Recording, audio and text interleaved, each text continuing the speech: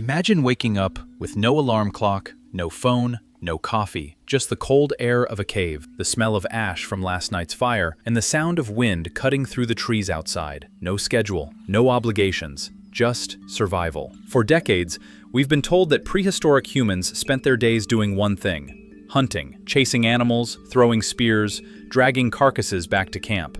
That was the life of a caveman. Brutal, simple, and exhausting. But what if that picture is almost completely wrong? What if the daily life of a caveman was far more complex, far more social, and in some ways, far more human than anything we ever imagined?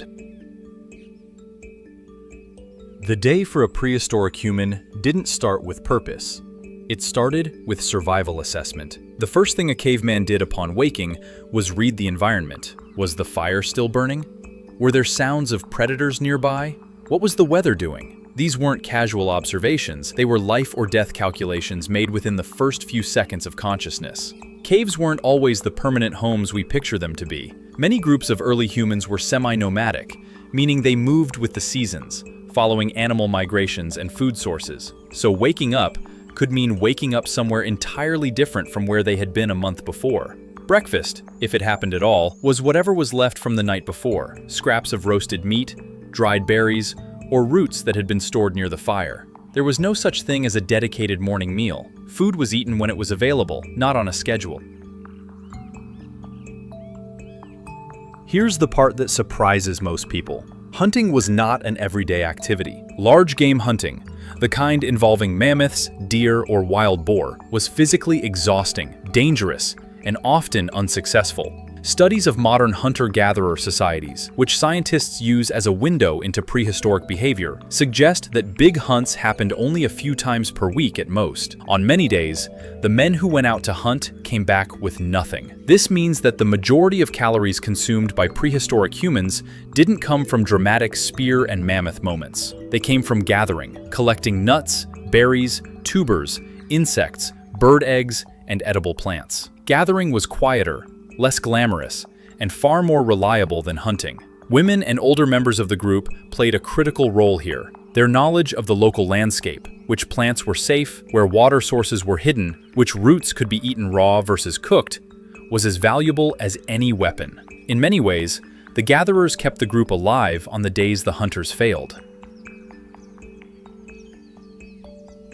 This is the part nobody talks about. What happened in the middle of the day? The answer is a lot of nothing, and that was completely intentional. Research into hunter-gatherer societies shows that prehistoric humans likely worked far fewer hours than modern humans. Anthropologist Marshall Salins once described Stone Age life as the original affluent society, not because they had wealth, but because their needs were modest and their leisure time was surprisingly abundant. After the morning's activities, whether a hunt, a gathering session, or breaking camp, midday was often a time for rest. Prehistoric humans likely napped during the hottest part of the day, a habit that researchers believe was built into human biology long before modern schedules overrode it. But rest didn't mean isolation. This downtime was filled with social activity. Grooming each other, which we share with our primate relatives, was a key bonding behavior. Talking, laughing, and storytelling were not luxuries. They were tools that held the group together. Language, even in its earliest forms, allowed prehistoric humans to share information, warn each other of dangers, and pass down knowledge across generations. Cavemen were not just consumers of the world around them, they were makers. Toolmaking was one of the most time-consuming and cognitively demanding activities in a prehistoric human's day. Crafting a flint knife or a stone spearhead required patience, fine motor skill, and deep knowledge of materials. It wasn't something you could rush. A single high-quality tool could take hours to produce, and a bad tool in the field could mean the difference between a successful hunt and a fatal encounter. Beyond tools, prehistoric humans also made clothing. Animal skins had to be scraped, dried, and stitched using bone needles and sinew thread. This process was meticulous and time-consuming, and the results were critical for surviving cold nights and harsh weather. And then there was art. Cave paintings, found across Europe, Asia, Africa, and Australia, were not random doodles. They were deliberate, carefully composed works that required planning, pigment preparation, and skill. Scientists now believe that many cave paintings were created over generations, with different hands adding to the same image across hundreds of years. This means art was not a hobby. It was a form of communication, record-keeping, and possibly spiritual practice that was woven into daily life.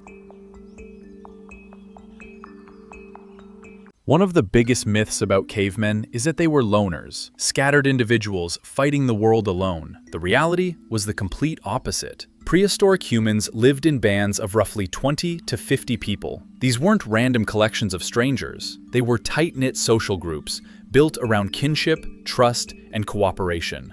Everyone in the group had a role. Children were looked after collectively. Elders were respected for their knowledge. Decisions about where to move, when to hunt, and how to handle conflicts were made together. Trade also existed far earlier than most people realize. Archaeological evidence shows that materials like obsidian, shells, and ochre were transported hundreds of miles from their origin points, meaning prehistoric humans were exchanging goods with other groups, building relationships across vast distances. This social network wasn't just nice to have, it was a survival strategy. Groups that cooperated, shared resources, and maintained alliances with neighboring bands were far more likely to survive droughts, harsh winters, and periods of food scarcity than isolated individuals ever could be. As the sun began to set, prehistoric life shifted into a different rhythm. Fire was the center of everything in the evening. It provided warmth, kept predators away, cooked food, and created a gathering point for the entire group. Sitting around a fire at night was not just practical, it was the social heartbeat of prehistoric society. This is when storytelling truly came alive. Researchers believe that firelight conversations were one of the primary ways prehistoric humans transmitted knowledge. Tales of successful hunts, warnings about dangerous animals, explanations for natural phenomena like lightning or floods, and stories about ancestors and identity. These oral traditions were the libraries of the ancient world. Evening was also likely when rituals and spiritual practices took place. Evidence of deliberately buried bodies, offerings placed near the dead, and symbolic objects found at prehistoric sites suggests that cavemen had a concept of the afterlife, of something beyond the physical world. They grieved, they honored their dead, they wondered about things they couldn't explain, just like we do. Here's one final surprise about the prehistoric day. Sleep looked nothing like ours. Modern research into hunter-gatherer societies and the biology of sleep suggests that prehistoric humans likely practiced what's called biphasic sleep, sleeping in two separate phases rather than one long continuous block. They would sleep for a few hours after dark, wake up in the middle of the night for a period of quiet activity or social interaction, and then sleep again until dawn. This pattern, which many people today experience and consider a sleep disorder, may actually be the natural human sleep rhythm that thousands of years of artificial lighting and industrial schedules have overridden. Prehistoric humans also slept closer to the ground, often on beds of compressed grass or animal skins near the fire. The group slept together, not separately, which provided both warmth and security. So what did cavemen actually do all day? They hunted, but not as often as we thought. They gathered, crafted, rested, talked, laughed, created art, raised children together, traded with strangers, told stories by firelight, and wondered about the stars above them. They were not simple. They were not brutal. They were not primitive in the way the word implies. They were human, fully, completely human, navigating a world that demanded everything from them, and finding ways not just to survive, but to live. The next time you feel overwhelmed by your to-do list, your meetings, your notifications, remember that for most of human history, the entire day's agenda could be written in just 4 words. Stay alive, stay together. And somehow, against everything the world threw at them, they did exactly that.